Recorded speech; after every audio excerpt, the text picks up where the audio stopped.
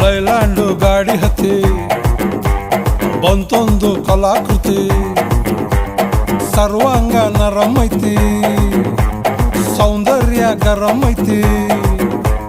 High class ಹಂಸ ನಡಿಗೆ, ಹಲ್ಲಂಡೆ ವಂಶ ಬೆಡಗಿ, ಸುತ್ತಳತಿ ಮೊಸರು ಗಡಿಗೆ, ಸವಿನಂತಿ ಕೇಳ ಹುಡುಗಿ. ಸೊಂಟ ಸುಮುಖ ಯಾಕ ಬಿಡುತ್ತಿ ಯಾಕ ಬಿಡುತ್ತಿ, ಶೇಕ್ ಇಟ್ ಪುಷ್ಪವತಿ,